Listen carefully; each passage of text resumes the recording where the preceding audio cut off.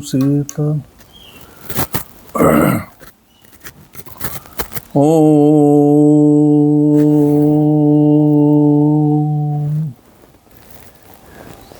मंगलमूर्तये नमः। श्रीमन्गणाधिपतये नमः। दक्षिणे लक्ष्मणो यस्य वामे च जनकात्मजा पुरतो मारुतस्य तं वन्दे रघुनन्दनम्। मनोजवं मारुततुल्यवेगम् जितेन्द्रियां बुद्धिमतां वरिष्ठम् वातात्मजं वानरयूथमुख्यम्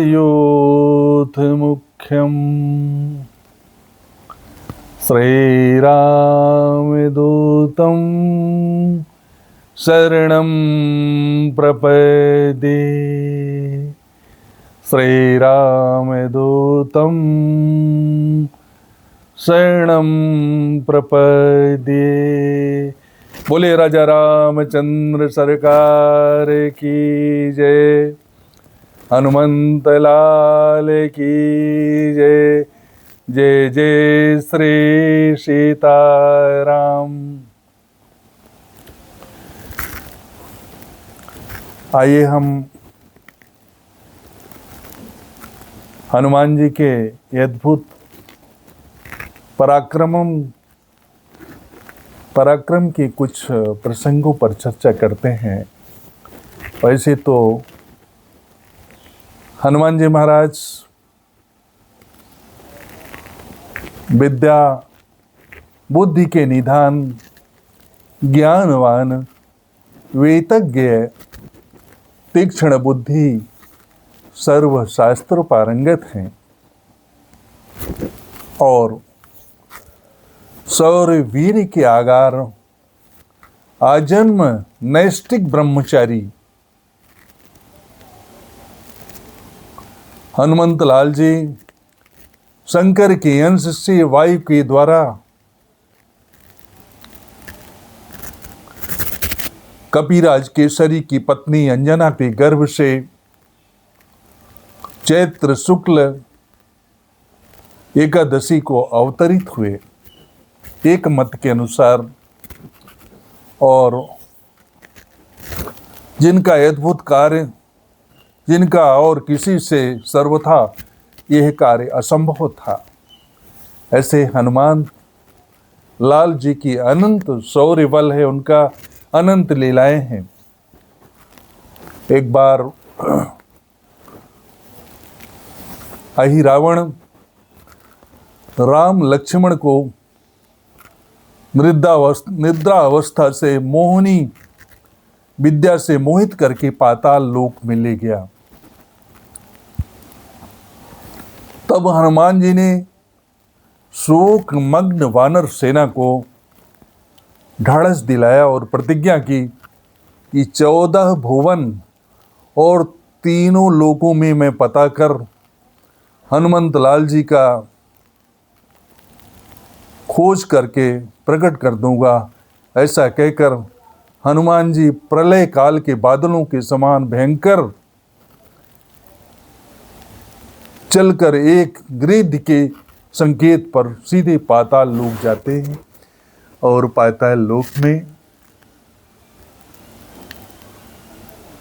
हनुमान जी सीधे अहिरावण की देवी के पास प्रकट होते हैं जाकर के, और एक आश्चर्यजनक घटना प्रकट होती है कि उस आसन से, उस दिव्य आसन से देवी लुप्त हो जाती हैं और हनुमान जी देवी का स्वरूप रख करके उस आसन पर विराजमान हो जाते हैं।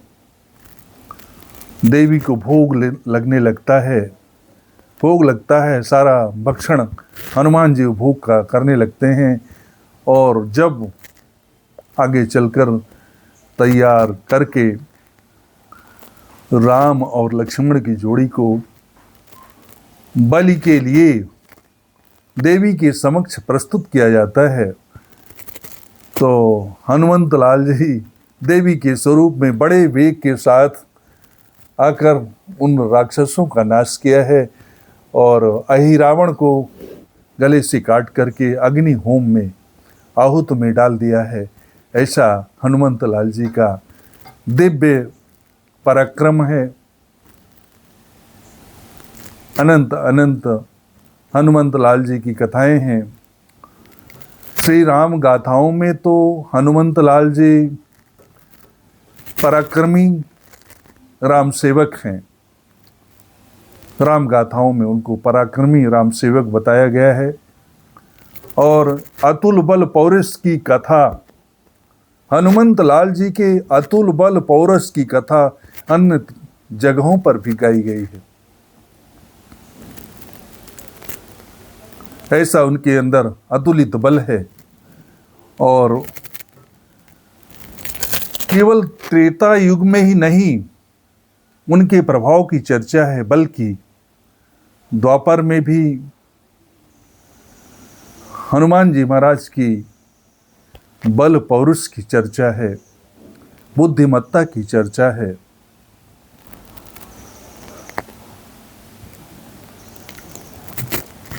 गर्ग ऋषि द्वारा, गर्ग संहिता द्वारा रचित जो है तो विश्वजीत खंड के 30वें अध्याय में एक भीमा नगरी नामक थी, जिसमें एक कलंक नामक राक्षस, जिसकी 10,000 हाथियों का बल था, वह अपने बल से यादवों पर आक्रमण कर दिया और यादव सेना को तहस नहस कर दिया। उस कलंक नामक राक्षस ने, इतना विकराल बल उसके अंदर था।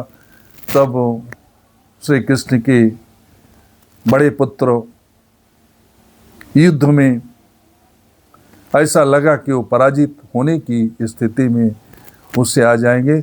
उन्होंने हनुमंत लाल जी का अस्त्रवन किया, आधान किया, जिससे हनुमान जी प्रकट हुए और उस दिव्य राक्षस को हनुमान जी ने आकाश में 100 योजन दूर फेंक दिया है। और जब दूर फेंका है तो उसने एक बड़ी भारी गदा को प्रहार के रूप में हनुमान जी के ऊपर फेंका है। हनुमान जी अपने को कूद करके बाहर किया है और हनुमान जी उस प्रहार से बच गए। और जब बच गए तो हनुमान जी ने उसको एक मुक्का मारा है, जिससे वह पृथ्वी में धराशायी हो गया है। और उसके ऊपर फिर उसने एक वैदूत पर्वत नामक ला करके उसको ऊपर डाल दिया, जिससे उसके प्राण पखेरु उड़ गए।